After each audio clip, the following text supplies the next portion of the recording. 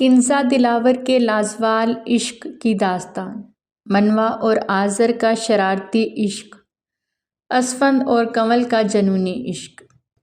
دلاور، تم سے یہ امید نہیں تھی، ایک راہ چلتی لڑکی کو تم کاظمی ہاؤس کی بہو بنا کر لے آؤ گے۔ دادا جان، وہ راہ چلتی اب بیوی ہے میری، دلاور تنک کر بولا۔ جو اس طرح بے سر و سامانی کی حالت میں نکاح کرتی ہیں نا، وہ راہ چلتی ہی ہوتی ہیں، خاندانی نہیں۔ جنید صاحب کی سخت گیر آواز پہ دلاور کے ساتھ کنزا بھی لب بھینچ گئی۔ یہ راہ چلتی تھی یا خاندانی، پر اب یہ میری بیوی ہے۔ امید کرتا ہوں اسے بھی وہی درجہ دیا جائے گا جو آپ اپنی نواسی کو دیں گے۔ بیٹا، یہ تو تم بھول ہی جاؤ کہ اس گھر میں منوا کی جو جگہ ہے وہ میں کسی اور کو دوں گا۔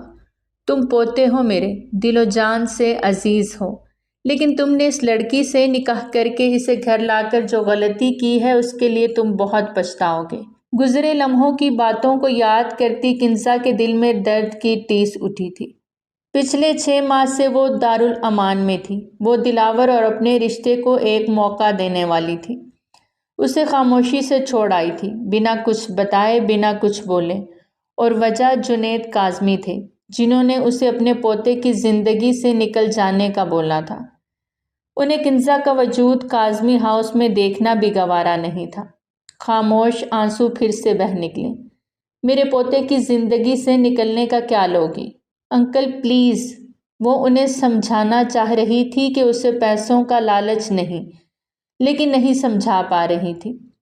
یہ پکڑو، بلینک چیک ہے، جتنی چاہے رقم بھر لینا، لیکن دوبارہ میرے پوتے کے قریب مت آنا۔ وہ نفرت و حقارت سے بولے۔ وہ بلینک چیک آج بھی اس کے پاس پڑا تھا۔ کھڑکی سے تیز ہوا کا شور آتا سنائی دیا، ساتھ ہی بارش کی موٹی موٹی بوندوں نے پل میں اسے بھگویا، جیسے وہ بھی اس کے دکھ میں برابر کے شریک ہوں۔ اس نے اوپر آسمان کی جانب دیکھا، اتنا بڑا جہان ہے، اور کنزا بطول کے لیے کہیں کوئی جگہ نہیں تھی، ایک دارالامان میں سے پناہ لینی پڑی تھی۔ دلاور کاظمی، کیا اس نے بھی مجھے نہیں ڈھونڈا ہوگا؟ اس ایک گہری چوٹ نے اس کی روح تک کو زخمی کر دیا تھا۔ کیا میں اتنی غیر اہم تھی دلاور کاظمی کہ تم نے مجھے ایک بار بھی ڈھونڈنے کی ضرورت محسوس نہیں کی؟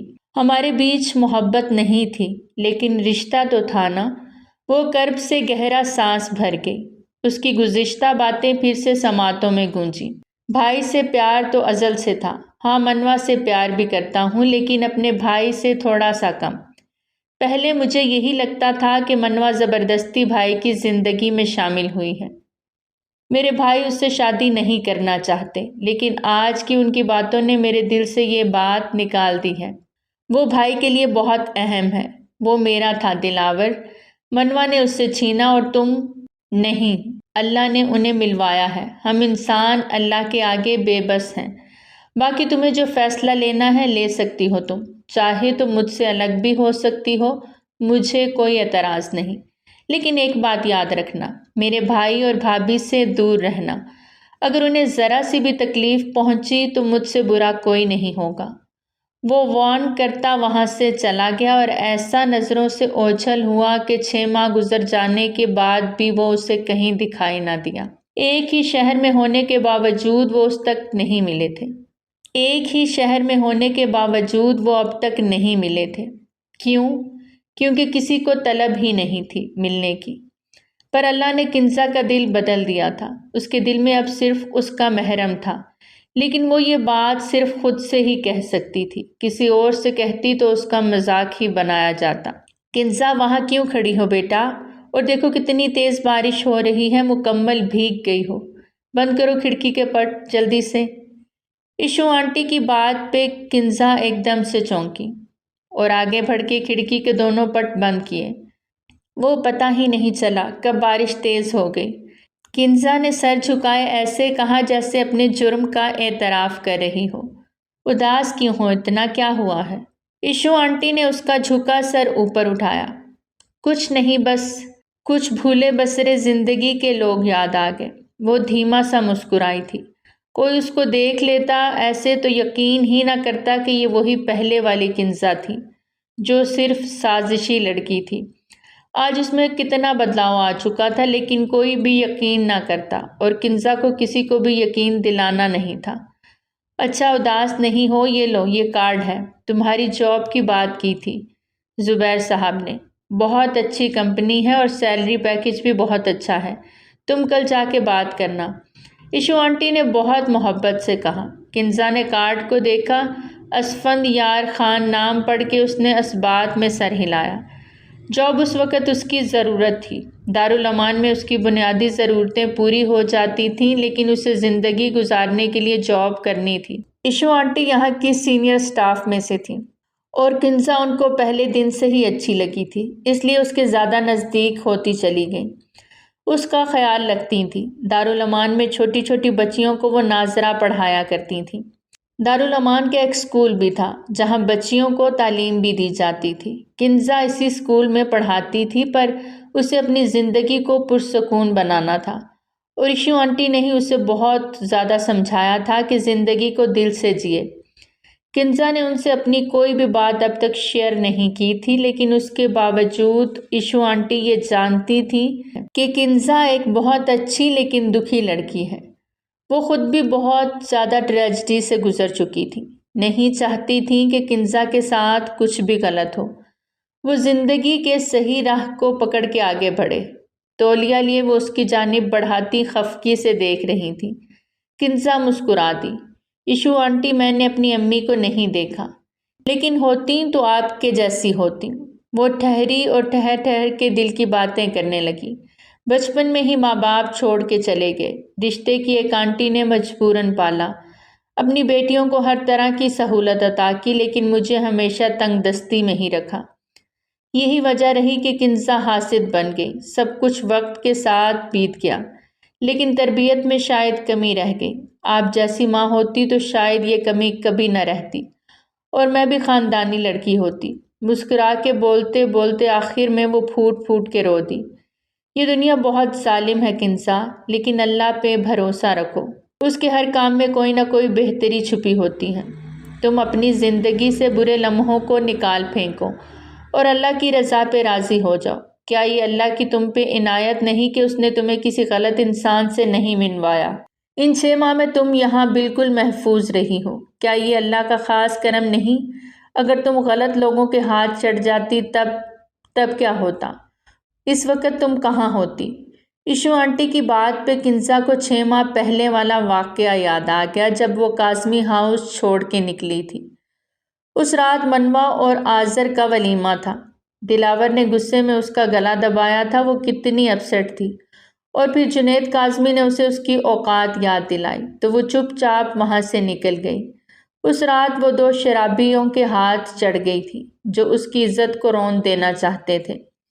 تب وہاں ایشو آنٹی اپنی دوست کی گاڑی میں وہاں سے گزری تھیں، ان کے ساتھ باڈی گارڈز بھی تھے، جس کی وجہ سے انہوں نے کنزا کو ان 2 گنڈوں سے بچا لیا تھا اور پھر اپنے ساتھ دارالامان لے آئی تھیں۔ وہ بہت اچھی خاتون تھیں، سماجی کام بھی کرتی تھیں۔ اس رات اللہ نے کنزا پہ کرم نوازی کی تھی اور کنزا نے اللہ کا شکر ادا کیا تھا۔ اللہ بہت بڑا ہے کنزا، وہ ہمیں کس کس روپ میں خود سے ملواتا ہے ہم سوچ بھی نہیں سکتے۔ ہمیشہ اللہ کی نعمتوں پہ شکر ادا کیا کرو۔ اللہ کو شکر گزار لوگ بہت پسند ہیں، نہ کہ گلہ کرنے والے۔ ان کے لہجے میں کچھ ایسا تھا کہ کنزا کے بے چین دل کو قرار سا آ گیا۔ وہ اس بڑی بلڈنگ کی جانب بڑھتا اب لفٹ میں داخل ہو چکا تھا۔ بہت ہی تفاخر سے وہ اپنے سیکرٹری رمیز صاحب کی باتیں بھی سن رہا تھا، جو آج کی تمام میٹنگز کی ڈیٹیلز اسے دے رہے تھے۔ لفٹ رک چکی تھی۔ باہر نکلتے ہی اب دلاور تیز قدم اٹھاتا آگے بڑھ رہا تھا اور رمیز اس کے ساتھ قدم سے قدم ملا کے چلنے کی کوشش میں بھاگ رہا تھا۔ یہ اسفند یار خان کو کیا مسئلہ درپیش ہے؟ اس نے کیوں میٹنگ کال کی ہے؟ دلاور نے ماتھے پہ بل ڈالے پوچھا۔ سر، وہ جو پروجیکٹ ان کے ساتھ مل کے کر رہے ہیں اس کی ہیڈ مس کنول ہیں، تو انہیں مس کنول کے ساتھ کام کرنے پہ ایشو ہے، ایسا کچھ سننے میں آیا ہے، تو لگتا ہی ہے کہ وہ اسی بارے میں آپ سے ڈسکس کرنا چاہ رہے ہیں۔ رمیز صاحب کی بات پہ دلاور نے پرسوچ انداز میں انہیں دیکھا۔ مس کنول سے ان کا کیا ایشو ہے؟ وہ ہماری کمپنی کے لیے کام کرتی ہیں، اسفند کو ان سے کیا مسئلہ ہونے لگا؟ دلاور کو کچھ سمجھ نہیں آ رہا تھا۔ سر شاید وہ دونوں ایک دوسرے کو پہلے سے جانتے ہیں۔ رمیز صاحب کی بات پہ دلاور نے بھویں اچکاتے انہیں دیکھا۔ اوکے، آپ اسفند یار خان سے میٹنگ فکس کریں اور مس کنول کو میرے آفس میں بھیجیں۔ وہ اپنا لیپ ٹاپ اوپن کرتا اپنے کام میں بزی ہو گیا تھا۔ کچھ ہی دیر بعد کنول اس کے آفس میں داخل ہوئی۔ وہ نکسک سی تیار ہمیشہ کی طرح جنگلی بلی کے روپ میں ہی دلاور کو دکھائی دی۔ اسے دیکھتے ہی دلاور کے چہرے پہ مسکان نے احاطہ کیا۔ کیسے ہو؟ وہی لاپرواہ انداز۔ میں تو ٹھیک ہوں، تم کیا کر رہی ہو؟ ایسا کہ لوگوں کو تم سے ایشو ہونے لگے۔ اسفند نے سنجیدگی سے پوچھا۔ میں نے کیا کیا ہے؟ وہ شہادت کی انگلی اپنی طرف کرتی حیرانی سے پوچھنے لگی۔ جی تم، یہ اسفند کے ساتھ کیا سین ہے؟ اب اسے کیا مسئلہ ہے تم سے؟ دلاور نے سیدھا مدعے کی بات کی تھی۔ اف، نام مت لو اس اونٹ جیسی مخلوق کا۔ اتنا لمبا قد کاٹ اس بندے سے بات کرنے کے لیے گردن کو بھی اکڑا کے اوپر کرنا پڑتا ہے۔ یہ خامی ہے۔ دلاور نے حیرت سے اسے دیکھا۔ یہ چھوڑو، بلکہ یہ پوچھو خاصیت کیا ہے؟ خامیوں کا تو انبار ہے اس شخص میں۔ کنول منہ ٹیڑھا کرتے ہوئے اپنی رائے کا اظہار کر رہی تھی۔ اچھا ایک بات بتاؤ کہ آپ دونوں ایک دوسرے کو پہلے سے جانتے ہو؟ اس کی بات پہ ایک پل کو کنول بالکل خاموش ہو گئی، لب بری طرح بھینچے، جیسے کچھ کہنا چاہ رہی ہو پر کہہ نہیں پا رہی تھی۔ کنول کوئی بات ہے تو مجھے بتا دو، شاید میں کچھ کر سکوں۔ آج میٹنگ ہے اسفند سے اور یقیناً اسے بھی کوئی نہ کوئی اعتراض ضرور ہوگا تو وہ کچھ بات کرے گا۔ اس سے پہلے مجھے سب پتہ ہونا چاہیے۔ دلاور کی بات پہ کنول ایک پل کو اس سے دیکھنے لگی، پھر گہرا سانس بھرتی سیٹ کی پشت کے ساتھ ٹیک لگا دی۔ ہم یونیورسٹی کے زمانے سے ایک دوسرے کو جانتے ہیں، ایک ہی ڈپارٹمنٹ میں تھے اور اچھی خاصی دوستی بھی تھی۔ لیکن وہ بات کرتے کرتے ٹھہری۔ لیکن کیا؟ وہ ہر کام 2 نمبر طریقے سے کرتا تھا۔ مطلب؟ اس کی بات دلاور کے سر کے اوپر سے گزری۔ مطلب اس کو کوئی بھی ٹاسک سونپا جاتا اسے پورا کرنے کے لیے وہ صحیح غلط کا فرق نہیں سوچتا تھا۔ ہر جائز ناجائز طریقے کو اپنا کے وہ اپنا مقصد پورا کرتا تھا، جس سے مجھے چڑ تھی، اور پھر ہماری دوستی ختم ہو گئی۔ وہ یونی کا مشہور گنڈا بنتا چلا گیا۔ مار کٹائی کے بنا تو وہ بات ہی نہیں کرتا تھا، اور اس کا یہ ایٹیٹیوڈ مجھے زہر لگتا تھا۔ جہاں بات زبانی کلامی حل ہو جاتی وہاں بھی یہ تھپڑ مارنے سے گریز نہیں کرتا تھا۔ کنول بولنے پہ آئی تو بولتی ہی چلی گئی اور دلاور چپ چاپ اسے سنتا رہا۔ یہ کتنے عرصے پرانی بات ہے؟ پوچھا بھی تو کیا؟ کنول نے غصے سے اسے گھورا۔ تعلیم مکمل ہونے کے بعد میں کینیڈا چلی گئی اور اب 2 سال بعد آئی ہوں پاکستان۔ تمہارے سامنے ہوں، وہ خفگی سے بولی۔ کنول اس کی کزن تھی، اس کے دادا کی دور کی کزن کے بیٹے کی بیٹی، لیکن جنید کاظمی کو وہ دل و جان سے عزیز تھی، بالکل منوا کی طرح۔ دلاور کو بھی وہ کزن کی حیثیت سے ہی اچھی لگتی تھی۔ 3 ماہ پہلے ہی وہ پاکستان لوٹی تھی اور جنید کاظمی کی پرزور خواہش پہ دلاور شمریز کے ساتھ کمپنی جوائن کر لی تھی۔ دلاور شمریز نے بھی کمپنی کو ان 6 ماہ میں ایسے ہینڈل کیا تھا کہ دادا جان بھی اس کی صلاحیتوں سے بہت متاثر ہوئے تھے۔ آذر اور منوا شادی کے بعد ہنی مون کے لیے یورپ گھومنے گئے تھے۔ انہوں نے پچھلے ماہ واپس آ جانا تھا، لیکن اچانک سے منوا کی گڈ نیوز ملنے پہ آذر اسے واپس نہ لا سکا۔ وہ ویک تھی اور ابھی 19 سال کی تھی۔ ڈاکٹر نے اسے سفر کرنے سے منع کر دیا تھا۔ اس وقت وہ فرانس میں تھے اور اس کی غیر موجودگی میں دلاور ہی سب کچھ دیکھ رہا تھا۔ 2 سال کا عرصہ بہت ہوتا ہے کنول، کیا پتا اب وہ کتنا بدل گیا ہو۔ ہم کسی کو بھی اس کے ماضی سے ریلیٹ کر کے کوئی رائے اخذ نہیں کر سکتے، ہمیں حال کو دیکھ کے چلنا ہوتا ہے۔ وہ ایک اچھا انسان ہے اور میرا خیال ہے اس کے ساتھ کام کر کے ہماری کمپنی کو اچھا خاصا فائدہ ہونے والا ہے۔ اگر وہ رکا۔ اگر کیا؟ اگر تم اس کے ساتھ اچھے سے پیش آؤ، دلاور نے صاف الفاظ میں کہا۔ میں نے کب کوئی بدتمیزی کی ہے؟ میری تو اس سے ہارڈلی 2 سے 3 ملاقاتیں بھی نہیں ہوئیں، کنول نے ناراضی سے کہا، اور ان 2-3 ملاقاتوں میں ہی اس نے مجھ سے تمہارے حوالے سے میٹنگ رکھی ہے۔ اب یہ اس سے آج ملوں گا تو ہی پتہ چلے گا کہ وہ کیا کہنا چاہتا ہے۔ امید کرتا ہوں کہ تم نے کوئی ایسی حرکت نہیں کی ہوگی جس سے مجھے شرمندہ ہونا پڑے۔ دلاور کی باتیں سنتے کنول اپنی زبان دانتوں تلے دبا گئی۔ اگر دلاور کو میری کل کی گئی حرکت کا پتہ لگے گا تو کیا کرے گا؟ دل ہی دل میں پریشان ہوتی سوچ رہی تھی اور کنکھیوں سے دلاور کی جانب دیکھا جس کا سارا دھیان اب سارا اپنے کام کی جانب تھا۔ وہ خاموشی سے اٹھ کر دلاور کے کیبن سے باہر آ گئی۔ اس اونٹ کا کیا کروں؟ یہ تو دلاور کے کان بھرے گا اور پھر نانا جان کو سب کچھ پتہ چل جائے گا۔ یہ تو پورا ایٹم بم بن گیا ہے۔ اس سے پہلے کہ یہ پھٹے اور دلاور سے میٹنگ کر کے میرے خلاف اس کے کان بھرے، میں اس سے پہلے اس اونٹ سے میٹنگ کر کے اس کی طبیعت صاف کرتی ہوں۔ یس، یہ صحیح ہے، کنول دل میں سوچتی اپنے آفس کی جانب بڑھتی۔ اسفند کے نمبر پہ کال ملا رہی تھی۔ دوسری طرف اسفند جو اس وقت ایک فارمر ڈیلیگیشنز کے ساتھ میٹنگ میں مصروف تھا، اپنے موبائل پہ آتا نمبر دیکھ اس کے لب بھینچے تھے۔ اس نے موبائل کو ایک طرف کر کے اپنی میٹنگ جاری رکھی، لیکن کال پھر سے آنے لگی جس کی وجہ سے وہ ڈسٹرب ہوا۔ ایکسکیوز می، وہ ایکسکیوز کرتا دوسری جانب بڑھا اور کال ریسیو کرتا موبائل کان کے ساتھ لگا کے اونچی آواز میں بولا، واٹ ہیپن ٹو یو؟ کرخت آواز سنتے کنول ماتھے پہ بل ڈالے موبائل کو دیکھنے لگی۔ اتنا چلانے کی کیا ضرورت ہے؟ میرے کان کے پردے پھاڑنے ہیں تم نے؟ وہ بھی اسی کے لہجے میں بولی تھی۔ اتنی نازک مزاج ہو نا تم کہ موبائل پہ آواز سن کے تمہارے کان کے پردے پھٹ جائیں گے۔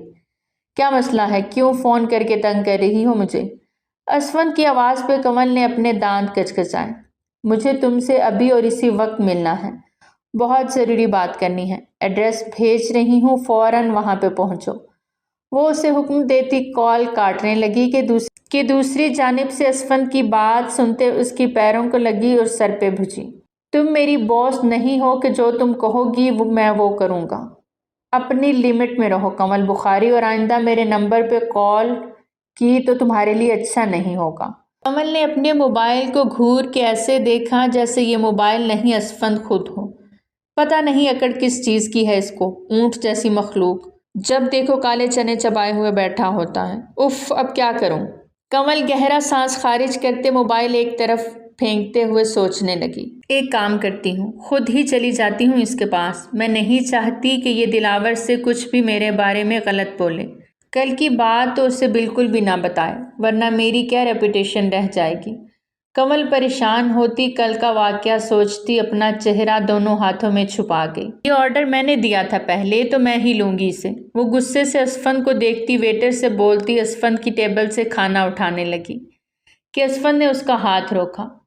یہ میری ٹیبل پہ پہلے آیا ہے، لہٰذا تم اسے یہاں سے نہیں اٹھا سکتی۔ اسفند نے بھی غصے سے کنول کو گھورتے ہوئے کہا۔ وہ دونوں اس وقت ایک ریسٹورنٹ میں موجود تھے اور ایسے میں دونوں کے بیچ میں پھر سے انبن شروع ہو گئی تھی۔ تم میرا ہاتھ ایسے نہیں روک سکتے، وہ بھڑکی۔ اسفند یار خان نے ماتھے پہ بل ڈالے ہوئے اس کی جانب دیکھا۔ تم میرے ٹیبل سے ایسا کھانا اٹھا کر نہیں لے جا سکتی۔ کنول بخاری، اس نے بھی اسے اس کے پورے نام سے پکارتے ہوئے چیلنجنگ انداز میں کہا۔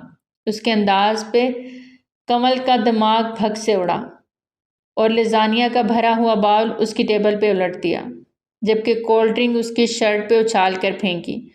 اس کی وائٹ شرٹ ایک دم سے داغدار ہوئی اور وہ غصے سے اپنی جگہ سے کھڑا ہوا۔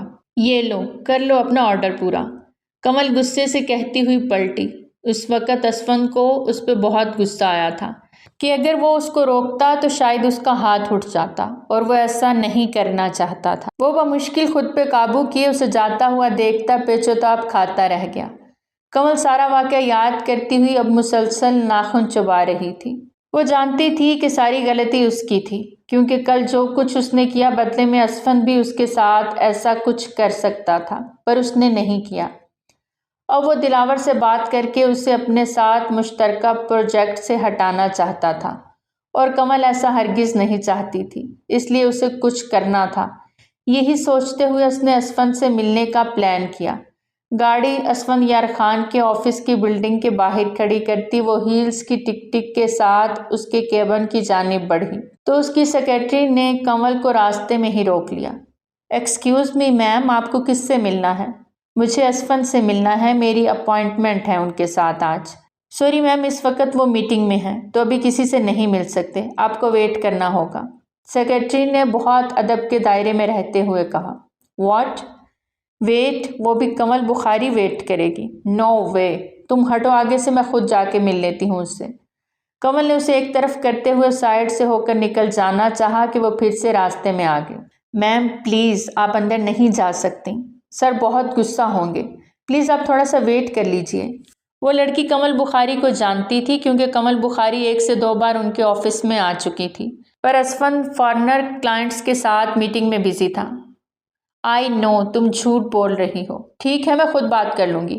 کمل نے اسے منہ پہ ہی لتاڑتے ہوئے اسفند کے کیبن کا دروازہ غصے سے کھولا اور قدم اندر بڑھائے۔ اس کے انٹر ہوتے ہی وہاں پر ایک دم خاموشی چھا گئی۔ سب کی نظریں دروازے سے اندر انٹر ہوتی لڑکی کے اوپر جا ٹھہری۔ اسفند جو اپنی سیٹ پہ بیٹھا سب سے بات کر رہا تھا، بے اختیار اس کی نظر بھی سامنے آتی لڑکی پہ پڑی اور پھر پلٹنا ہی بھول گئی۔ اسے یقین نہ آیا کہ کمل اس کے آفس میں اس طرح بے دھڑک ہو کر داخل ہو سکتی ہے، وہ بھی اس کے منع کرنے کے باوجود۔ شی از لکنگ سو بیوٹیفل، اس کے ساتھ بیٹھے ایک فارنر شخص نے کمل کی جانب گہری نگاہوں سے دیکھتے ہوئے زیر لب کہا، جس پہ اسفند کا دماغ مزید بھڑکا اور غصے سے اپنی جگہ سے اٹھتا ہوا لمبے لمبے ڈگ بھرتا کمل کے قریب آیا۔ اسے سختی سے بازو سے پکڑے دبوچ لیا اور اپنے آفس سے منسلک دوسرے روم کی جانب بڑھا اور اسے اندر لیے زور سے دروازہ بند کیا۔ روم میں آتے ہی اسے دیوار کے ساتھ پن کیا۔ تم سمجھتی کیا ہو خود کو؟ ہاں، کس حق سے، کس حیثیت سے تم یہاں آئی ہو؟ وہ اتنے غصے سے بول رہا تھا۔ کمل جیسے نڈر اور بے باک کانفیڈنٹ لڑکی بھی سہم گئی۔ ایک تو آفس میں اچانک آنے پہ اتنے سارے لوگوں کو دیکھتے وہ گھبرا کے وہیں رک گئی تھی۔ وہ اپنی غلطی کی اس سے معافی مانگنے آئی تھی، لیکن یہ نہیں جانتی تھی کہ ایک اور غلطی کر جائے گی۔ ہر اس جگہ تمہارا آنا ضروری نہیں جہاں سب مرد موجود ہوں۔ وہ دانت کچکچاتے بولتے اس کے گلابی لبوں کو دیکھتا اپنی ایک ہارٹ بیٹ مس کر گیا اور جھٹ سے اسے چھوڑتا پیچھے ہٹا، کیونکہ اس کی آنکھوں میں نمی وہ دیکھ چکا تھا۔ وہ بنا اسفند کو کوئی جواب دیے وہاں سے باہر جانے لگی کہ اسفند نے واپس اسے اپنی طرف کھینچا۔ کہاں جا رہی ہو؟ سب موجود ہیں باہر، اپنے حسن کے جلوے دکھانے کی کوشش مت کیا کرو، جب تک وہ سب چلے نہیں جاتے تم یہیں رہو گی، سمجھی؟ وہ غصہ ضبط کرتے بولتا دروازہ بند کر کے باہر کی جانب بڑھا۔ میں کیوں رکوں یہاں؟ وہ بھی اتنی ڈانٹ کھانے کے بعد کون کسی کی بات سنتا ہے؟ وہ ہٹ دھرمی سے بولی۔ تم کمل بخاری، تم سنو گی اور مانو گی بھی، سمجھی تم؟ وہ ماتھے پہ بل ڈالے بولا اور باہر نکل گیا۔ دروازے کو باہر سے لاک لگا دیا۔ وہ غصے سے پیچوتاب کھاتی رہ گئی۔ بڑی سی بلڈنگ کے اندر داخل ہوتے ایک پل کو کنزا کے قدم ڈگمگائے، لیکن پھر حوصلہ کرتی ریسیپشن سے پوچھتی وہ اسفند یار خان کا ویٹ کرنے لگی، کیونکہ وہ کسی خاص میٹنگ میں تھا۔ ویٹنگ روم میں بیٹھی وہ ارد گرد کا جائزہ لیتی سامنے ٹیبل پہ پڑی میگزین اٹھا کے ورق گردانی کرنے لگی۔ تبھی اچانک سے اس کا دل گھبرایا۔ اسے لگا جیسے کسی نے اس کی روح کو چھیڑا ہو، کوئی ہوا کے جھونکے کی طرح اس کے پاس سے گزرا ہو۔ اس نے پلٹ کے دیکھا تو اس شخص کی صرف پشت ہی دکھائی دی۔ وہ شاید اسفند کے آفس کی طرف جا رہا تھا، پر اس کے قدموں میں کافی تیزی تھی۔ کنزا کا دل عجیب سا ہونے لگا۔ کچھ تو الگ سا تھا جو وہ سمجھ نہیں پا رہی تھی۔ اسفند اپنے تمام ڈیلیگیشنز کو رخصت کر رہا تھا جب دلاور اس کے آفس میں داخل ہوا۔ اسے اچانک اپنے آفس میں دیکھ اسفند کھٹکا، لیکن باقیوں کو رخصت کرتے وہ دلاور کی جانب متوجہ ہوا۔ کیا حال ہے دلاور، کیسے ہو؟ اسفند نے اسے مصافحہ کرتے ہوئے بیٹھنے کے لیے چیئر کی جانب اشارہ کیا۔ کمل کہاں ہے؟ دلاور کا لہجہ سرد تھا، جسے محسوس کرتے ہوئے اسفند نے ایک نظر اس کو دیکھا۔ وہاں روم میں، اسفند نے بھی سرد لہجے میں جواب دیا۔ دلاور اس کی بات سنتا ہوا اس روم کی جانب بڑھا اور اسے کھول دیا۔ سامنے ہی کمل آنکھوں میں آنسو لیے کھڑی تھی۔ باہر آؤ۔ دلاور نے گہرا سانس خارج کرتے ہوئے اسے اپنے ساتھ لیے اسفند کے سامنے آن کھڑا ہوا۔ اسفند، یہ کیا طریقہ ہے؟ تم نے کیسے کمل کو روم میں قید کر لیا؟ اس کی بات پہ اسفند نے اپنی ٹھوڑی کے نیچے 2 انگلیاں رکھتے گہری نگاہوں سے دلاور کی جانب دیکھا۔ وہ اس وقت بہت ہی معصوم بنی کھڑی دلاور کی ہمدردی بٹور رہی تھی۔ یقیناً اسی نے فون کر کے دلاور کو یہاں بلایا تھا۔ مسٹر دلاور کاظمی، میرا نہیں خیال کہ ہم مزید ایک دوسرے کے ساتھ کام کر سکتے ہیں۔ آپ اپنی کزن کو لے جائیں اور کسی اچھے سے سائیکیٹرسٹ کو چیک کرائیں، انہیں علاج کی سخت ضرورت ہے۔ انداز اور اس کی باتوں پہ کمل کے ماتھے پہ ڈھیروں بل پڑے۔ دلاور نے پلٹ کر کنول کی جانب دیکھا اور سوچ میں پڑ گیا۔ اس نے ایسا کیا کیا ہے اسفند، اتنے غصے میں بات کر رہے ہو؟ مجھے نہیں، سائیکیٹرسٹ کی ضرورت تمہیں ہے، تم جا کے علاج کراؤ اپنا۔ ایک تو میں تم سے معافی مانگنے آئی، اوپر سے تم نے مجھے کمرے میں ہی بند کر دیا۔ یہ بھلا کون سا طریقہ ہے؟ کنول بھی تیز لہجے میں بولی۔ کس بات کی معافی؟ اب کی بار دلاور نے کنول کی جانب سوالیہ نظروں سے دیکھتے پوچھا۔ معافی؟ نہیں، کون سی معافی؟ میں تو کوئی معافی مانگنے نہیں آئی۔ کنول فوراً ہی اپنی بات سے مکر گئی۔ دلاور نے غصے سے اس کی جانب دیکھا۔ ضرور کوئی نہ کوئی بات تھی جو کنول چھپا رہی تھی۔ اب کی بار کنول نے اسفند کی جانب مدد طلب نظروں سے دیکھا کہ وہ دلاور کو کچھ نہ بتائے۔ اگر کوئی مسئلہ ہو گیا تو اس چیز کو ہمارے پروجیکٹ کے بیچ میں نہیں آنا چاہیے، کیونکہ میں نہیں چاہتا کہ ہماری دوستی اور یہ پروجیکٹ ختم ہو۔ دلاور کی بات پہ اسفند گہری سوچ میں پڑتا اس کی جانب دیکھنے لگا۔ ٹھیک ہے، اس لڑکی کو اس پروجیکٹ سے ہٹا دو، مجھے کوئی اعتراض نہیں۔ اسفند نے اپنی شرط سامنے رکھی تو کنول نے سختی سے مٹھیاں بھینچتے ہوئے سامنے بیٹھے اس اکڑو شخص کی جانب دیکھا۔ دلاور ان دونوں کی جانب دیکھتا ہوا اسفند کو اوکے کر گیا۔ کنول کی آنکھیں پل میں ہی بھیگی تھیں۔ ایک شکوہ کے نگاہ اسفند کی جانب ڈالتے اور جھٹکے سے پلٹی آفس سے باہر نکلتی چلی گئی۔ انشاءاللہ ہمارے پروجیکٹ پہ کوئی بھی اثر نہیں پڑے گا کسی بھی قسم کا، اور امید کرتا ہوں کہ کسی بھی قسم کی پرسنل وجوہات ہماری پروفیشنل ورک پہ اثر انداز نہیں ہوں گے۔ دلاور بھی اپنی جگہ سے اٹھا دل کی بات کرتا اسفند سے اجازت لیتا باہر نکلا تو کنول وہاں سے جا چکی تھی۔ دلاور بھی سر جھٹکتا آگے بڑھا کہ اسی پل اس کے قدم تھم گئے۔ سامنے کھڑا نسوانی وجود اس سے وہ انجان تو نہیں تھا۔ سر سے پیر تک وہ ایک سادہ سے سوٹ میں ملبوس تھی۔ اس کے چہرے کی رنگت میں وہ سرخیاں نہیں تھیں جو پہلے گھلی ہوئی محسوس ہوتی تھی۔ ایک یسمستگی چھائی ہوئی تھی، جیسے اپنی زندگی سے وہ خود تنگ پڑ گئی ہو۔ دلاور کے قدم ابھی تک زمین پہ پیوست تھے۔ آج 6 ماہ بعد وہ اسے دیکھ رہا تھا۔ ہم انسان اللہ کے آگے بے بس ہیں، باقی تمہیں جو فیصلہ لینا ہے لے سکتی ہو تم۔ چاہے تو مجھ سے الگ بھی ہو سکتی ہو، مجھے کوئی اعتراض نہیں، لیکن ایک بات یاد رکھنا، میرے بھائی اور بھابھی سے دور رہنا۔ اگر انہیں ذرا سی بھی تکلیف پہنچی تو مجھ سے برا کوئی نہیں ہوگا۔ گزشتہ 6 ماہ پہلے کے اپنے کہے الفاظ کو یاد کرتا وہ اپنے ہونٹ کا کنارہ دانتوں تلے سختی سے دبا گیا کہ اسے خود کو منہ میں خون کا ذائقہ گھلتا محسوس ہوا۔ ریسیپشنسٹ نے اسے اسفند کے آفس میں جانے کی اجازت دے دی تھی۔ وہ دھیما سا مسکرائی اور اپنا بیگ کندھے سے لٹکائے اس نے اسفند کے آفس کی جانب قدم بڑھائے کہ بالکل اپنی آنکھوں کے سامنے دلاور کاظمی کو دیکھ وہ بری طرح ٹھٹکی تھی۔ دل 120 کی رفتار سے دھڑکا تھا۔ کیسے آج سرے راہ وہ مل گیا تھا جو اس سے وقت کے دھارے پہ چھوٹ گیا تھا۔ بنا پلک جھپکے دونوں ہی ایک دوسرے کو دیکھتے جا رہے تھے۔ کنزا کی نظریں فوراً جھکی تھیں۔ اپنی آنکھوں میں آئے آنسوؤں کو صاف کرتی وہ انہی قدموں پہ واپس پلٹ کے تقریباً بھاگتے ہوئے وہاں سے نکلی تھی۔ دلاور کا ایک دل کیا اس کی شکل بھی نہ دیکھے، جس طرح اس نے اس کی زندگی سے جا کر اپنے راستے الگ کیے تھے۔ لیکن پھر سوچ آئی وہ تو نکاح میں ہے میرے، ایسے کیسے دستبردار ہو جاؤں۔ وہ بھی تیز قدموں سے اس کے پیچھے لپکا۔ وہ باہر نکلتی کیب کروا رہی تھی۔ آنسو بھی متواتر بہتے جا رہے تھے۔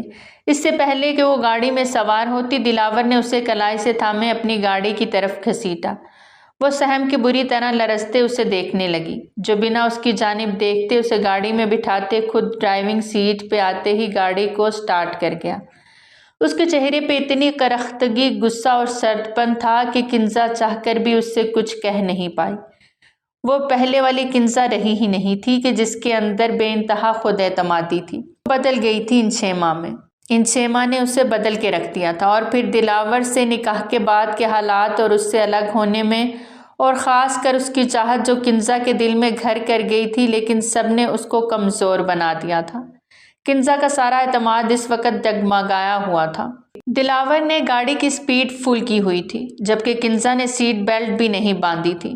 گاڑی کو تھامے اس نے خود کو سنبھالا ہوا تھا۔ اس کے اندر بے پناہ خوف پنپنے لگا۔ 6 ماہ تک وہ اس سے نہیں ملا تھا، تو آج کیوں مل گیا؟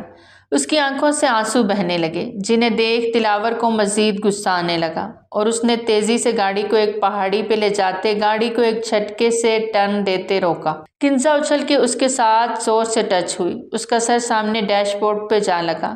ایک پل کو اس کا پورا سر گھوم کے رہ گیا۔ دلاور کو غصہ ہی اتنا تھا کہ وہ خود پہ قابو ہی نہیں کر پایا۔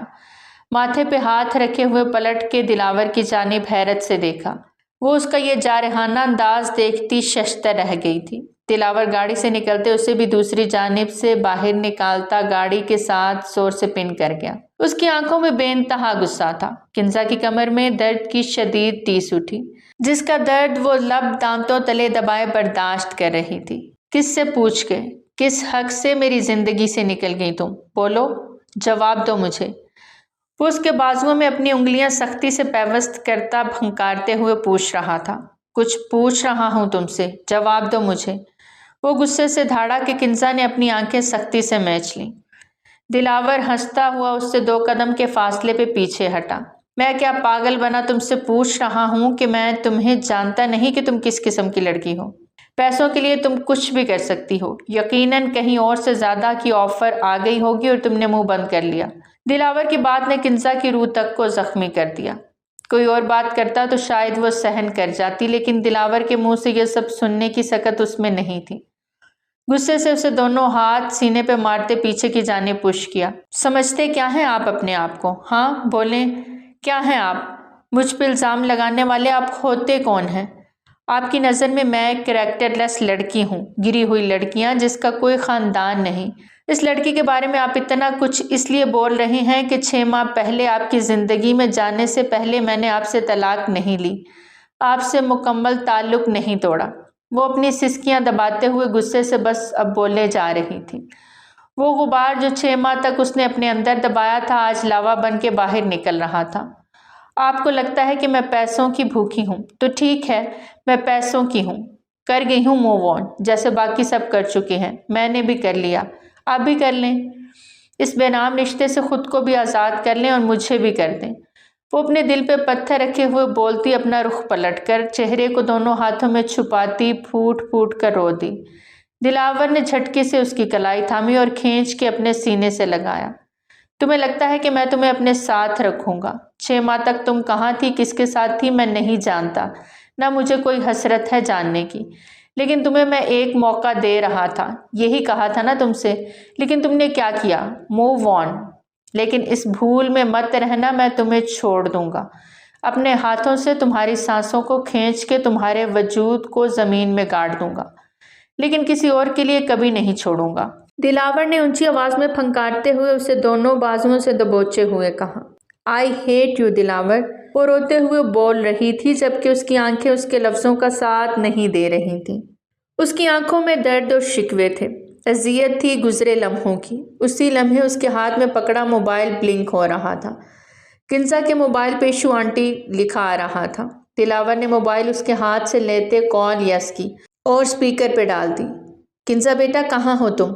ابھی تک واپس کیوں نہیں آئی؟ تم ٹھیک تو ہو نا؟ ایک عورت کی آواز ابھری جسے سنتے ہی دلاور ماضی کے جھروکوں میں کھونے لگا۔ یہ آواز وہ پہلے بھی سن چکا تھا۔ دلاور دماغ پہ زور دینے لگا۔ کنزا بیٹا جواب دو مجھے۔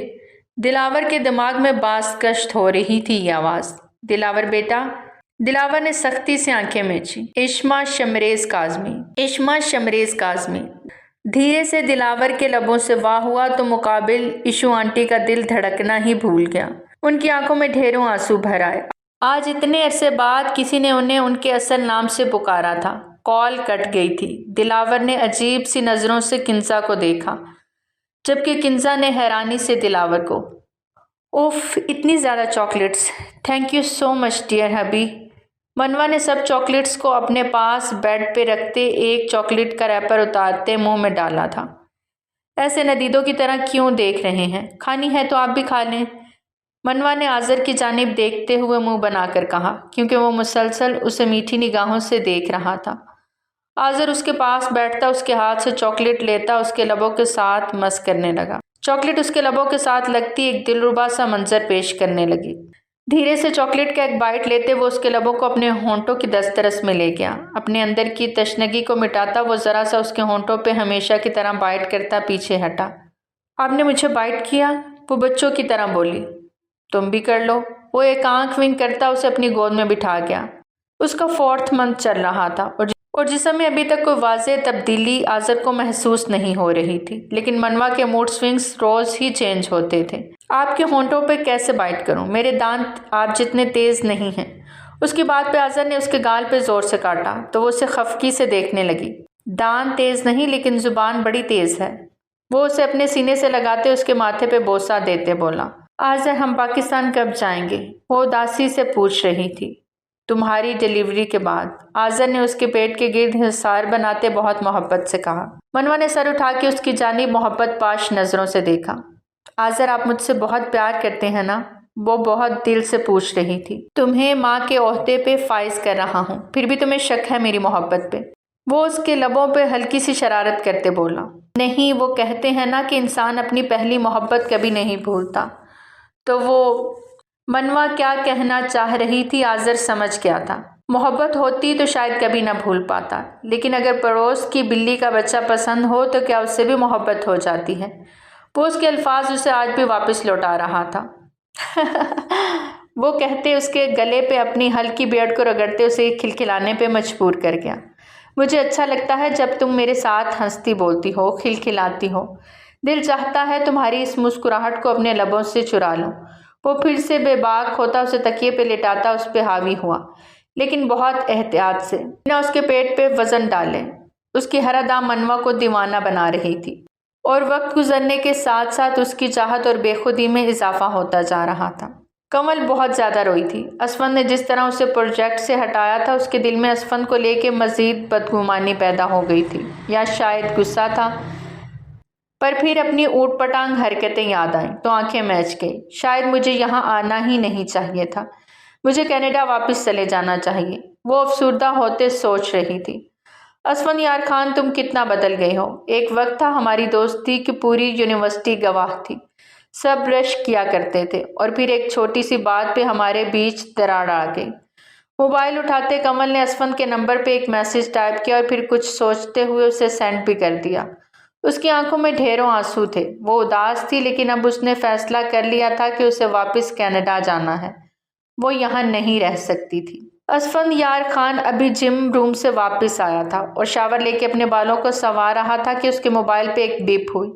آگے بڑھ کر موبائل اٹھایا تو دشمن جاں کے نمبر سے ایک میسج موصول ہوا۔ آئی ایم سوری اسفند، میں جانتی ہوں میں نے بہت غلط کیا تمہارے ساتھ، لیکن 2 سال پہلے کا غصہ تھا جو اندر ہی اندر مجھے کھا رہا تھا، بس اسی کے زیر اثر سب کچھ کر گئی۔ ہو سکے تو معاف کر دینا، تم نے بہت اچھا کیا پروجیکٹ سے مجھے ہٹا دیا، شاید اسی میں سب کی بہتری ہے۔ میرے آنے سے سب کچھ برباد ہو رہا ہے، اس لیے میں نے کینیڈا واپس جانے کا فیصلہ کیا ہے، کبھی نہ لوٹ کے آنے کے لیے۔ میری ساری غلطیوں اور قصور کو معاف کر دینا، خوش رہو ہمیشہ، یہی میری دلی دعا ہے۔ لاسٹ پہ ایک ٹوٹے ہوئے ہارٹ کا ایموجی بنا ہوا تھا۔ اسفند نے 2 سے 3 دفعہ اس کا میسج ریڈ کیا۔ اس کے دل کی کیفیت عجیب ہوئی تھی۔ 2 سال کا غصہ تو اس کے خود کے دل و دماغ میں بھی بھرا ہوا تھا، اس کے اچانک پاکستان چھوڑ کے جانے پہ، اور اب وہ پھر سے اسے غصہ دلا رہی تھی کیونکہ وہ پھر سے اسے جانے کی دھمکیاں دے رہی تھی۔ اپنی مٹھیاں سختی سے بھینجتے موبائل کو ایک طرف پھینکا۔ لگتا ہے اب ہیوی ڈوز چاہیے اسے۔ وہ اپنے بالوں میں کنگھی کرتا اپنے دماغ میں بھانبڑ چلتے محسوس کر رہا تھا۔ گاڑی کی چابیاں اٹھاتا وہ غصے سے باہر نکلا تھا۔ کب سے جانتی ہو انہیں؟ اس وقت وہ دونوں اس پہاڑی کے کنارے پہ بیٹھے ایک دوسرے سے صدیوں کے فاصلے پہ تھے۔ 6 ماہ سے، دھیرے سے جواب آیا۔ کیسے ملی ان سے؟ اگلے سوال پہ کنزا کی آنکھیں مرچیوں سے بھر گئیں۔ اس رات میں جب مجھے کچھ گنڈے تنگ، کنزا سے بات نہیں ہو پا رہی تھی۔ اس کی بات پہ دلاور کے دماغ نے پھر سے کرنٹ کھایا۔ کون سے گنڈے؟ کیا کیا انہوں نے؟ بتاؤ مجھے۔ وہ ایک دم ہائپر ہوا۔ کچھ نہیں ہوا۔ ایشو آنٹی نے میری مدد کی اور مجھے اپنے ساتھ دارالامان لے گئیں اور میرا بہت اچھے سے خیال رکھا۔ وہ اپنا بازو چھڑاتی ضبط سے بولی۔ تم 6 ماہ سے دارالامان میں تھی؟ کتنی دیر بعد دلاور بولا بھی تو کیا؟ ہاں، وہی میری جگہ ہے، مجھ جیسی گری ہوئی لڑکی کے لیے جس کا کوئی خاندان نہیں، کوئی کیریکٹر نہیں، کوئی پہچان نہیں۔ وہ اپنی جگہ سے اٹھتی غصے سے بولتی پلٹی۔ دلاور نے فوراً کھڑے ہوتے اسے کھینچ کے خود سے قریب کیا۔ تمہاری پہچان دلاور کاظمی ہے، تمہارا کردار دلاور کاظمی ہے، اور تمہارا خاندان دلاور کاظمی ہے، اور تم صرف دلاور کاظمی کی ہو، سمجھی تم؟ وہ جنونی انداز میں بولتا گہرے سانس بھر رہا تھا۔ تیز ہواؤں نے انہیں اپنی لپیٹ میں لیا۔ ہواؤں میں خنکی محسوس کرتے کنزا بری طرح لرزی۔ کچھ دلاور کی باتوں کا اثر تھا کہ وہ پلکیں جھکا گئی۔ مجھے جانا ہے، دیر ہو رہی ہے۔ اب کی بار اس کا لہجہ دھیما تھا۔ ہاں چلتے ہیں، واقعی بہت دیر ہو گئی ہے۔ دلاور کا لہجہ بھی دھیما پڑا۔ آپ کیا کہنا چاہتے ہیں؟ مجھے دارالنعمان واپس جانا ہے، کنزا نے دارالنعمان پہ زور دیتے کہا۔ تمہیں ابھی میری بات سمجھ نہیں آئی؟ تم میرے ساتھ چل رہی ہو۔ دلاور کو پھر سے غصہ آنے لگا۔ میں آپ کے ساتھ کیوں جاؤں؟ ہمارے راستے 6 ماہ پہلے الگ ہو چکے ہیں۔ اب واپسی کی کوئی گنجائش نہیں دلاور، کنزا نے مضبوط لہجے میں کہا۔ 6 ماہ پہلے جس خاموشی سے گئی تھی اسی خاموشی سے واپس چلو، ورنہ کیا؟ اب پھر سے مجھے دھمکی دے رہے ہیں آپ؟ میں آپ کو بتا دوں کوئی بھی رشتہ دھمکیوں پر نہیں چلتا۔ تو تم اس رشتے کو ختم کرنا چاہتی ہو؟ دلاور کی بات پہ ایک پل کو کنزا کا دل لرزا تھا۔ وہ کب چاہتی تھی کہ یہ رشتہ ختم ہو؟ اسی وجہ سے تو 6 ماہ پہلے وہ بنا بتائے کاظمی ہاؤس چھوڑ کر آ گئی تھی، تاکہ جنید کاظمی دلاور اور اس کے بیچ کے رشتے کو ختم نہ کر سکیں۔ مجھے واپس جانا ہے، ایشو آنٹی میرا انتظار کر رہی ہوں گی۔ کنزا نے واپسی کے لیے پر تولے۔ میری بات کا جواب دو کنزا، کیا تم ہمارے بیچ کے نکاح کے رشتے کو توڑنا چاہتی ہو؟ الگ ہونا چاہتی ہو مجھ سے؟ بتاؤ مجھے، کیا تم آج بھی آذر سے ہی محبت کرتی ہو؟ دلاور کی باتیں کنزا کے دل و دماغ پہ ہتھوڑے کی مانند برسیں۔ وہ اس کے بارے میں کیا سوچے بیٹھا تھا؟ اس کے نکاح میں ہوتے ہوئے وہ کسی غیر مرد کے بارے میں کیسے سوچ سکتی تھی؟ وہ بھی اس صورت میں جبکہ وہ بالکل بدل چکی تھی۔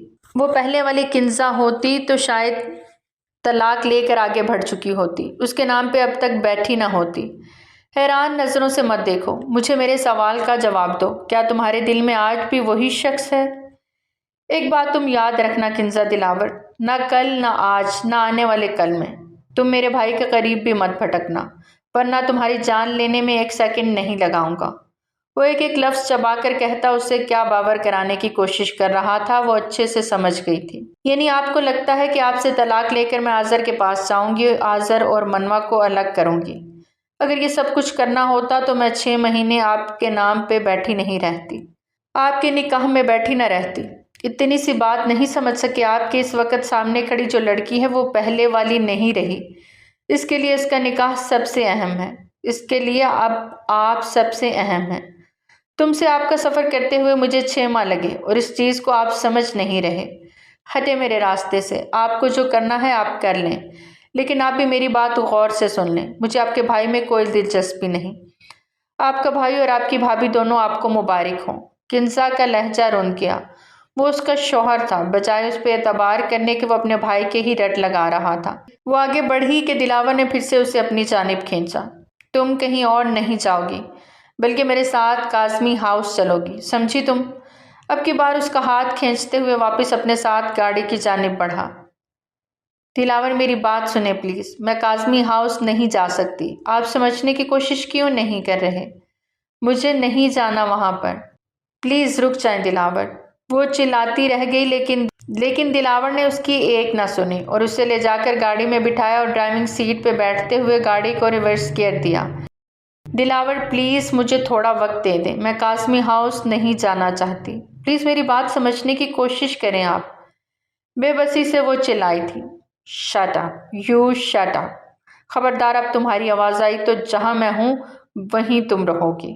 خبردار جو اب تمہاری آواز آئی تو جہاں میں رہوں گا وہیں تم رہو گی۔ اگر تمہارے دل میں دلاور کاظمی ہے نا تو دلاور کاظمی کے دل میں بھی صرف تم ہو۔ اب تمہاری آواز نہ آئے۔ دلاور کی اتنی سی بات پہ کنزا کے ہوش و حواس جیسے کھونے لگے۔ اسے دلاور کی بات پہ یقین نہ آیا کہ اس نے جو الفاظ ابھی کہے وہ کنزا کے لیے ہی کہے تھے۔ کیا واقعی میں اس انسان کے دل میں وہ ہے؟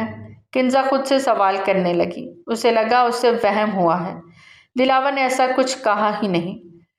خاموش بیٹھی اب وہ اپنی انگلیاں مروڑنے لگی، جبکہ اس کے موبائل پہ ایک بار پھر سے ایشو آنٹی کی کال آنے لگی۔ کمل بخاری اپنا سارا سامان پیک کر چکی تھی۔ اس نے آج رات کی واپسی کی ٹکٹ کروا لی تھی۔ وہ بھی بنا کسی کو بتائے واپس کینیڈا جا رہی تھی، یہاں تک کہ اس نے جنید کاظمی کو بھی نہیں بتایا تھا، ورنہ وہ اسے کبھی بھی واپس نہیں جانے دیتے۔ خاموشی سے گھر کی دہلیز کو پار کرتے وہ اب ڈرائیور کے ساتھ ایئرپورٹ کی جانب گامزن تھی، جبکہ ہاتھ میں پکڑے موبائل کو مسلسل وہ دیکھ رہی تھی۔ جہاں پہ میسج تو سین ہو گیا تھا لیکن کوئی جواب موصول نہیں ہوا تھا، مطلب اس کے دل میں اب کمل کی کوئی جگہ نہیں تھی۔ اس بات کو سمجھنے میں کمل کو تھوڑا وقت لگ گیا تھا، لیکن وہ سمجھ گئی تھی۔ موبائل کو ایک طرف رکھتے وہ سیٹ کی پشت کے ساتھ ٹیک لگا گئی کہ اسی پل گاڑی جھٹکے سے رکی اور اس نے اپنی آنکھیں کھولیں۔ کیا ہوا؟ گاڑی کیوں روکتی؟ میڈم، وہ سامنے۔ ڈرائیور نے منہ بناتے ہوئے سائیڈ ونڈ سکرین کی جانب اشارہ کیا تو کمل کی نظریں بھی سامنے کی جانب اٹھیں، جہاں سڑک کے بیچوں بیچ اسفند یار خان گاڑی کھڑی کیے ہوئے اس کے ساتھ ٹیک لگائے کھڑا تھا۔ کمل کا دل ڈوب کے ابھرا، لیکن ماتھے پہ بل ڈالے وہ گاڑی سے باہر نکلی اور اس کی جانب پیش قدمی کرتے یوں راستہ روکنے کا مقصد پوچھنے لگی۔ اس کا انداز غصے سے بھرا اور نروٹھا سا تھا۔ اسفند خان نے اسے سر سے لے کر پاؤں تک گہرے استحقاق بھری نظروں سے دیکھا۔ میں تم سے پوچھ رہی ہوں اسفند یار خان، کیوں راستہ روکا ہے میرا؟ وہ اپنی آنکھوں میں امڑتے ہوئے آنسوؤں کو ضبط کرتے بولی۔ 2 سال پہلے جو غلطی تم نے کی تم آج پھر سے دہرا رہی ہو، اور ہر بار اسفند یار خان تمہیں معاف نہیں کرے گا۔ اسفند کی ان الفاظ پہ اپنے ہاتھ کی مٹھیاں سختی سے بھینچ گئی۔ تم مجھے دھمکا رہے ہو، دھمکانے آئے ہو نا؟ وہ اس سے 2 قدم کا فاصلہ بھی مٹاتے اس کے قریب آتی گہرا سانس بھرتے بولی۔ رات کے اس پہر وہ اس سنسان سڑک پہ کھڑے ایک دوسرے کے مقابل آنکھوں میں آنکھیں ڈالے سوال جواب کر رہے تھے۔ تم مجھے بہت اچھی طرح سے جانتی ہو کمل، بخاری میں دھمکیاں نہیں دیا کرتا، کیونکہ اگر اس بار تم گئی تو پھر شاید اسفند خان کو کھو دو گی۔ اسفند کی بات پہ کمل کا دل جیسے کسی نے مٹھی میں لے کے مسلا ہو۔ میں نے تمہیں پایا ہی کب کہ اب کھونے کا دکھ کروں گی، کمل نے بنا چاہتے ہوئے شکوہ کیا۔ تم نے پانے کی کوشش ہی کب کی؟ سوائے لڑنے جھگڑنے کے اور جنگلی پن کرنے کے تم نے اور کیا ہی کیا ہے آج تک؟ جب بھی ملتی ہو کچھ نہ کچھ میرے ساتھ الٹا ہی کرتی ہو، کبھی سیدھا کرنے کی کوشش کی؟ اسفند نے آگے بڑھتے اس کی کمر میں ہاتھ ڈالتے اسے سختی سے اپنے سینے کے ساتھ پیوست کہ اس کے دل کی دھڑکن اسفند کو اپنے دل کے ساتھ دھڑکتی ہوئی محسوس ہوئی۔ رہے ہو پبلک پلیس پہ، ہم سڑک پہ ہیں، چھوڑو مجھے، کمل نے گھبراتے ہوئے کہا۔ اچھا ہے سب کو پتہ چل جائے کہ ایک شوہر اپنی بیوی کو کیسے مناتا ہے۔ اسفند خان کی بات پہ کمل بخاری کا رنگ شرم و حیا سے گلال ہوا۔ کوئی نہیں جانتا کہ ہم میاں بیوی ہیں، 2 سال پہلے کیا ہوا نکاح کوئی معنی نہیں رکھتا۔ مسز اسفند یار خان، اتنا ہی بولو جتنا بعد میں سہ سکو۔ تم اچھے سے جانتی ہو اس نکاح کی کیا ویلیو ہے، تمہاری نظر میں بھی اور میری نظر میں بھی۔ تم بھلے 2 سال کینیڈا میں رہی ہو، لیکن تم اچھے سے جانتی ہو کہ میں نے تمہیں ایک پل کے لیے بھی اپنی نظروں سے اوجھل نہیں کیا، سائے کی طرح تمہارے ساتھ رہا۔ دور تم ہوئی تھی، میں نہیں، گلے شکوے تمہیں تھے، مجھے نہیں۔ وہ بولتا چلا گیا۔ تو تم نے مجھے گلے شکوے کرنے کا موقع ہی کیوں دیا؟ کیوں نہیں منانے آئے مجھے؟ وہاں میرے ساتھ تم ہوتے ہوئے بھی نہیں تھے، مجھے ہی واپس آنا پڑا پاکستان۔ ایک بار بھی تمہیں میرا خیال نہیں آیا؟ بھلا اپنی بیوی کے ساتھ کون ایسے کرتا ہے؟ کمل نے کھینچ کے ایک زور کا پنچ اس کے سینے پہ مارا۔ اسفند یار خان نے آنکھیں مچتے ہوئے درد برداشت کرتے سر ایک طرف گراتے اسے میٹھی نگاہوں سے دیکھا۔ واپس پاکستان آ کر کیا کیا تم نے، سوائے لڑنے جھگڑنے کے؟ ایک دن بھی کیا تم نے مجھ سے محبت کی بات کی، میرے پاس آئی یا رات کی تنہائی میں اپنے شوہر کو خوش کیا؟ بولو، جواب دو۔ بلکہ میرے دوست کی کمپنی میں جا کر وہاں کے پروجیکٹ سنبھالنے لگی تم، اور تمہیں لگا کہ اسفند یار خان تمہیں یہ کام کرنے دے گا، تو ٹھیک ہے نا، واپس جا رہی ہوں کینیڈا، خوش ہو جاؤ تم۔ کمل نے منہ پھلاتے ہوئے کہا۔ تمہیں لگتا ہے کہ میں تمہیں واپس جانے دوں گا؟ اسفند نے چیلنجنگ انداز میں کہا۔ جا کے دکھاؤں پھر؟ وہ چیلنج ایکسپٹ کرتی بول رہی تھی تو اسفند نے اس کا ہاتھ تھامے زبردستی اپنے ساتھ اپنی گاڑی میں لے جاتے فرنٹ سیٹ پہ پٹکا۔ تمہیں تو آج رات بتاؤں گا کہ اسفند یار خان کون ہے اور کیا کیا کر سکتا ہے۔ ایسی بیڑیاں ڈالوں گا کہ دوبارہ مجھے چھوڑ کے جانے کا سوچو گی بھی نہیں۔ وہ ذو معنی انداز میں کہتا گاڑی کو اپنے بنگلے کی جانب موڑ گیا، جبکہ کمل کا دل دھک سے رہ گیا۔ رک جاؤ دلاور۔ دلاور کاظمی جو کنزا کا ہاتھ تھامے کاظمی ہاؤس داخل ہوا تھا، سامنے ہی دادا جان کو دیکھتا وہ رکا نہیں تھا، لیکن ان کی پکار سے رکنا پڑا۔ پلٹ کر ان کی جانب دیکھا جو انتہا کے غصے میں تھے۔ تم ایک بار پھر وہی کام کر رہے ہو جو تم نے 6 ماہ پہلے کیا تھا۔ اس لڑکی کو تم پھر سے اس گھر میں لے آئے ہو۔ فسادن لڑکی ہے یہ، فسادن، جنید کاظمی نے نفرت و حقارت سے کہا۔ دادا جان، کنزا میری بیوی ہے اور اب یہ میرے ساتھ اسی گھر میں رہے گی۔ دلاور کی بات پر جنید کاظمی کو سخت غصہ آیا۔ تم فیصلہ کیسے کر سکتے ہو؟ 6 مہینے پہلے یہ لڑکی اس گھر کو چھوڑ کے جا چکی ہے، نہ جانے یہ کہاں کہاں منہ مارتی رہی۔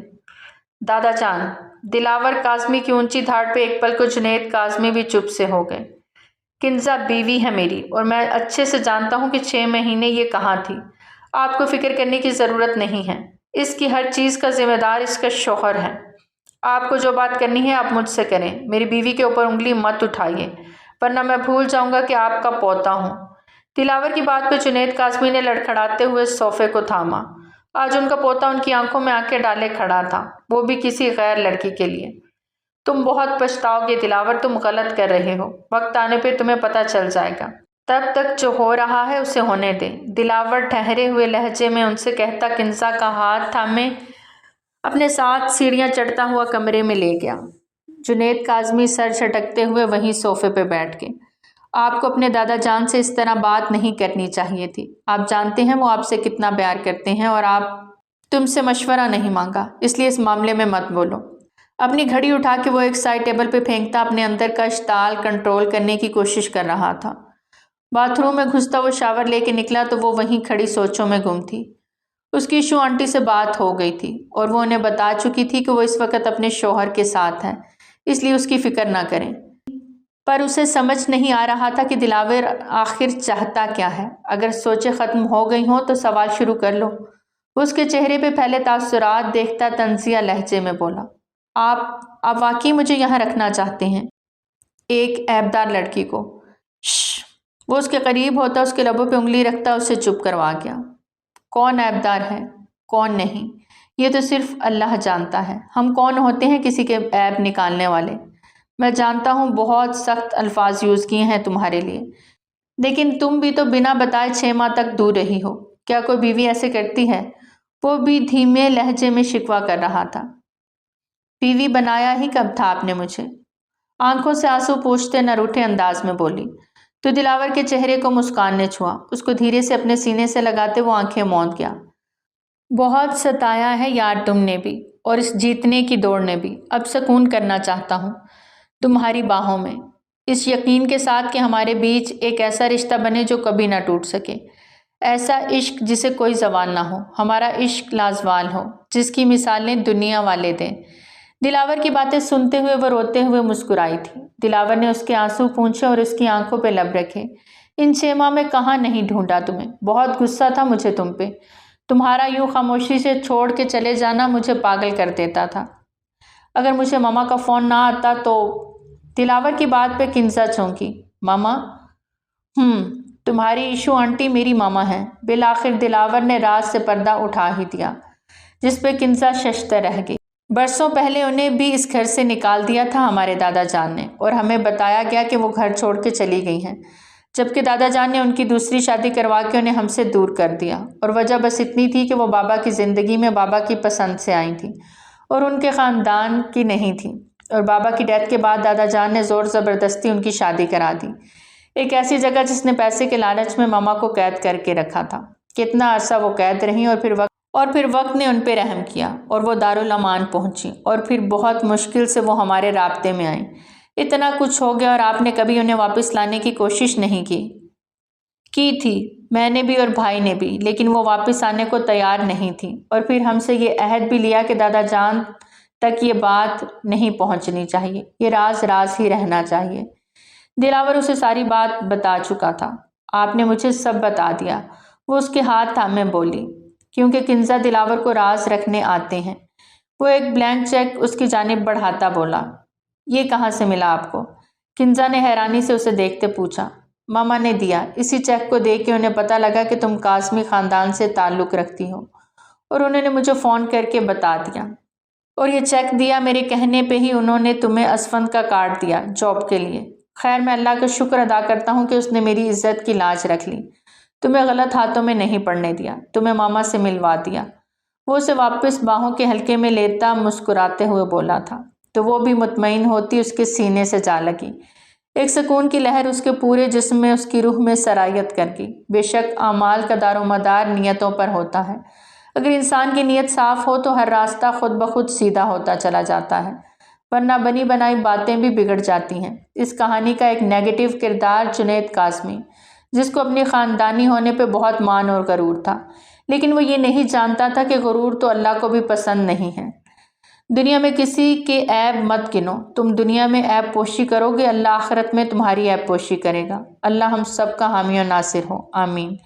کہانی یہی ختم ہوتی ہے۔ آپ سب کی پرزور خواہش پہ رسم عشق کا پارٹ 2 لایا، جس میں مین کردار کنزا اور دلاور تھے، جنہوں نے اپنے رشتے کو کیسے بچایا اور آگے کیسے خوبصورت بنایا۔ ان کے ساتھ اسفند اور کنول کا جنونی کپل تھا، ان کی سٹوری بھی اسی میں دی اینڈ ہو گئی، تو لہٰذا پارٹ 3 کوئی نہ مانگے۔ بلکہ آپ کو ناول کیسا لگا اپنی رائے کا اظہار کمنٹ سیکشن میں ضرور کریں۔